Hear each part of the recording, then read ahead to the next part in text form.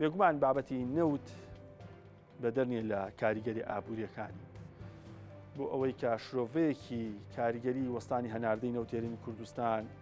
شێوازی گرێبەستەکان کاریگەری لە سەبارەدۆخی ژیانیان بکەین لەگە بەڕێز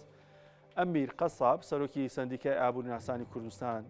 گفتوگۆکەین. کاگەمیر ئەم کاتت باش تا چەند سێکتەری نەوت لە هەرمی کوردستان ببووە هۆی بوژانەوەی ئابووری کوردستان لە ماوەی ئەو چەند ساڵی کە سەربەخۆ نەوتمان هەناردە کردووە. ئەم کاتە باش بینەرانی خۆشەویستی کوردستان دەمکاتان باش. وەڵای لە ڕاستیە خۆی قەزەی نەوت وەکو چاوجێک بۆ داهاتی دەوڵەتی و خۆشگوزارانی خەڵک ئێمە توانین بڵێن بچوونی من لە کوردستانە نەیتوانی ئەو ڕۆڵەی خۆی ببینێ، چون بە حقیقەت ئەوەی کە ئیسا ڕەچاوە کەویستانە تایجەکانی ئەبینین. ئێمە لە کوردستانە بە شێوەیەکی گشتی هەمومان یعنی ئەو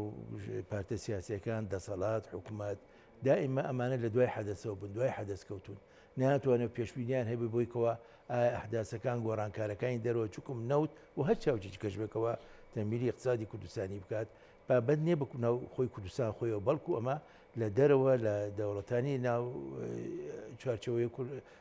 دراوسەکانی کوردستان و لە ڕوانگەی عالەمیشەوە ئەمانە دەوریان هەیە لەسەر نرخ و بازارکردو و فرۆشتن و کۆمپانیەکان کۆمپانە زەمراحەکان دەوریان هەیە. ئێمەی کوردستان نەمانتوانیوە ئەو هاوکێشەیە بە تەواوەتی بتوانین هەزمی بکەین و ئێمە پێش حەدەسەکان کەوین ئایا لە ناحی بازارکردن بێ یا ناحی بۆ لە کوردستان نەتوانراوە سوود لەو داهاتە وەربگێت لەو سەرچاوە سروشتیە وەربگرێت کە ئێستا هەندێک وڵات بۆتە هۆی گەشەشتەندنی ئابوووریەکان هەر هیچ نەبێ بۆتە هۆی ئاوەدانی بۆ وڵاتەکەیان. بۆ نەترە چۆم سیاسەتی حکوومەتی هەرێمی کوردستان لە بابەت نەوتەوە بە تایبەتی کە لە ساڵ 85 زیاتری بودجەکە هەرێمی کوردستانە ئەتوانی بڵێن لە دوای 2014 بەرەوژوو چونگۆ پێش لە عێراقەوە لە ساحەبەی بەرەکات ئەتیمادی زۆری لەسەر نەوتە وە خەڵکانی ئەتوان بڵێم ناڵم نەشارەدا، بەڵام خەڵکانێکەوە بەردەبۆشی سیاسەتی نەوتی هەرێمی کوردستانیانە کرد بە شێوەیەکی شەفافیانە نەئەکرا هەتا ئەندام پەرلەمانەکان و زۆربەی وەزیرەکە بە ڕێزەکانی حکوومەتی هەرێمی کوردستان عەدا جانتاکەی وەزارەتی سامانە پشتەکان کە بەڕێز ئاشتی ئەورامی بوو هیچ لایەنێکی ئاگاداری نەبوو ئەم عقودانەی کە ئەکرێ ئەم شێوازانەی کە ئەکرێ بۆ نمونە ئەوەختی 50 ساڵی لەگەڵ تورکیا کراوە تا ئیستا ڕوون نییە ئایا چۆن کراوە و حکوومەتی هەرێمی کوردستان جوڵانەوەی لەسەر سیاسەتی بە بازارکردنی نەوتی دەرەوە خۆی لەبەر ئەوەیەوە ئەندام نییە وەکو حکوومەت کاری لەگەڵا ناکرێت لە بۆرسەی نەوتی عالەمیە ئەوە تا دائیمە بە سعرێکی نزمتر لە سەری نەوتی ئەتیادی فرۆشتی و لە ڕێگەی چەند دەڵاڵێکەوە لە ناو بۆرسەکانە لەبەرەوە دامە سەری نەوتی هەرێمی کوردستان کەمتر بۆ لەوانەوە ئەو گرێبەستانێکەوە ئیسا دەرکەوتووە کردێتی لە کۆمپانیەکانە لە خراپترین جۆرەکانی گرێبەستەکەوە ئەبێ خۆی عادەتەن لە هەر شوێنێکە کە کرابێت حیسەی ئەوەی کەەوە خاوەنی کارەکەیە ئایا کۆمپانیایەکە ئایا نەوتە ئایا ئەرزە هەشتێک بێ ئەبێت تۆ لەسا 50 پشکی هەبێتەوە بۆی کەوا ڕێی تۆ زیاتر زاڵ بێت لە ناو کۆمپانیەکانە لێرە هەموو معادلەکان عکس بووێتەوە. کۆمپانیەکان حیسیان لە هەرێمی لە حکوومەت زیاترێکە لە دەسەڵاتی کوردی زیاترێکە لەبەرەوە حکوومەتی هەرێمی کوردستان نەیتوانێتەوە دەرەخەی ینی کۆمپانیەکان خەتزجەر کێفی خۆی و بەڵکو بە پێی سیاسەتی کۆمپانیەکان هەڵسوکەوتی کەوتووە و هەگەرشتێکیان نەبێت و جانابیش وکو لە ئەوەی پێشوە باسەکەریسا لەو راپۆرتی پێشوە یعنی حکوومەت چۆن ئەبێ ینی شیرینی وەرگێ شیرینی بە شێوەی بازاری پێوترێ بە حقیقت پێوترێ ئەمە نوعەکە لە بەرتیل کاگەمیر هەفتەیە کە هەناردەی نەوتی هەرێمی کوردستان ڕاگیراوە ئەمە چ کاریگەریەکێ بێ لەسەر بارودۆخی ئابووری و ژیان و گیرفانی هاوڵاتیان پێتان وایە کاریگەریەکێ بێ؟ کاکە کە نەوتی هەرێمی کوردستان وەرگیراوە خۆی سێ کوچکەیەکەیە لەم معادلەیانی حکوومەتی هەرێمی کوردستانە کۆمپانیای سۆمایە کە نوێنەرایەتی عێراقەکە لەگەڵ تورکیایە ئەوەی کە قەرارەی لەوە لە پاریسەوە دەرچووە ئەم قەرارە ئەم سێ شوێنە ناگرێتەوە. تورکیا بە پێی و قەرارەوە وەکو دەوڵەتێک کەەوە ئەندامی نەتوێگرتوەکانە و ئەندامی ناتوێ و کۆمەڵشتی کە هەیە بابند دەبێت بۆ قەرارەوە ئەلانیشی کردووە بەغا ئەینەشت ئەمێنێتەوە سەر کوردستان سەر هەرێم کە تا ئیسا ئەوێت بە هەر شێوەیەک بێ نەوتەکە تاکوونی قانون نەوت و غازی عێراقیش دەرەچێت هەچەند ئەمڕۆ کەشتێکە بووە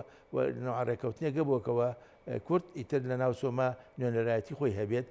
علاکوونی بە هەر بەمە حاڵەتێک ئەوان ملتەزیم بەمە کە حکوومەتی یاریمی کوردستان نوتەکەی ڕاگرتو ئەوە نییە کە ئیستا کەس ناتوانێت لێبەرێ ئەو بۆرەی کە ئەچوو بە تورکیا و بۆرەیە ئیستا تورکیا ئەمە مەجبورە دایخە چون فشارش دوایی لەسەرە قەرایی لەسەرە و وەزعی ئەوەشمان بابزانین تورکیا وەزعێکی زۆر خراپتیاژی خۆی ئەملەی تورکی زۆر دابەزیوە پاش ئەو بوو مەرزەی کە ملیارات زەرریە لە تورکیا ئەو مشکلەی کە هەبوو لە خەزانەکانی ئەو مندەنەکانی کردوێتی لەوانە کێشەی ئەو لەگەڵ ناتۆ کە ئیسا قەزەی سوید و لەگەڵ ئەلمان هەیە بەندام لە ناتۆ ئەو کێشمە کێشەی لەگەڵوانە هەیەی و ئال بە بلاموشی خراپتر ئەوەیە بەرەو ئینتیخاباتی مای پێنجڕوە ئایا ئۆردۆگان ئەتوانێت لەمە ئەمانە هەمووی وەرەقی فشارە لەسەر ئۆردۆگان کە ئیسا مەجبورە بە هەچ قەرایکی دووەلی دەرچێ هەتا لە قەزەی ئەوەی کوا بوو بن باشە کاگەمیر زۆر باز لەواکرێت لەگەڵ ڕاگررتنی نەوت یاریمی کوردستان ئەگەرەکان وان کە حکوومەتی عێراق شایستەدارایەکان یاریمی کوردستان دابین کات عێراق لە ڕووی هەژاری و بێکاریەوە بەراوردیکەین لە هەرێمی کوردستان وەزعی خراپترە بەڵام ئایا بەستنەوەی ئابووری هەرێمی کوردستان بە عێراقەوە زیانمان پێگەێنێ یاخۆت بەرژەوەندی حکوومەت و خەڵکە بە ئێمە کاڵێن عێراق هەژاتریەکە بە پێی راپۆرتەکانی ڕێکخراوی ئاڵتوونی جیهانی منەزەمەی زاوی عالەمی کە پێڵێن ئەمە ئەڵێ ئەو پارەی کاتۆتە عێراقەوە لە 2023 بۆ 2014 ئەتوانێ هەموو ئەرزی عێراقی پۆش بکەیت بە ئاڵتوون بەسومکی 2 سانتیمەتر کابێ پارێکی زۆرەوە کابێ لێرە عێراق بەکارهاتنی ئەو پارەیە شێوازی بەکارهاتنی پارەکە خراپە ئەجنا عێراق دەوڵەمەنە ئەجینا ئێمە ئەتوانین چ سوودێکی لێ بە ئەرز دەکەم ئیسا معقول نییە لە هەموو دنیا تۆ عملەیەکە هەبێت احتیاطاتی عملەکە سی ئەوەی ئەو قواری پارەی بێکە لە بازارە بەڵام پارەکەت لەم چەشمە کێشە بێ لەگەڵ دۆلارە لەی جوڵاتێکی دنیا ئەمە نیە لێرە کابێ ئیدارەیەکی خراپ هەیە لە عێراقە بۆ ئەوە ئیدارەیەکەیەکەوە بە باشی ئیشەکان هەڵناسوورێنێ هاوچێشەکان چاکناکە ئەجینا عێراق وڵاتێکی دەوڵەمەنە بۆ چاری ئەوەش ئیساش ئەگەر هاتوو حکوومەتی هەرێمی کوردستان بێ بشک بچێتە ژێر ئەوەشەوە مشتێکە لە زۆر